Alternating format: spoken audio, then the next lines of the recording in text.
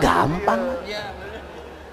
Da nu berat di Jawa Barat mah lain ngabangun jalan, lain ngabangun irigasi, lain ngabangun sakola babari. Udahlah sakola nges tahun hareup geus katata kabeh. Ayeuna sim kuring tos masihan instruksi tiap kelas kudu aya hiji toilet, eta peradaban.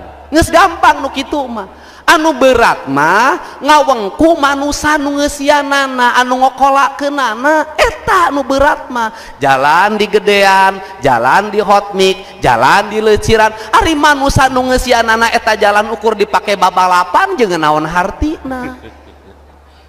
Sakola di alusan, sakola di gedean, tapi sakolana teu ngajarkeun adab jeung naon hartina. Air di sakola lahir geng motor, di sakola lahir perkumpulan permabokan, klub itu klub ieu, teu aya hartina. Babari urusan fisik mah, urusan raga mah, minta raga mah babari, nu berat mah minta rasa.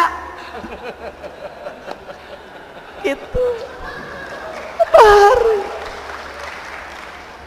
Dari ukur nata ragama babari, irung penghek tinggal dioperasi ke dokter Tompi babari. Aya karadak operasi plastik, bedah plastik, make skincare nu 50 juta cager. Tapi aya rasa kumaha atuh kudu menerkeunana.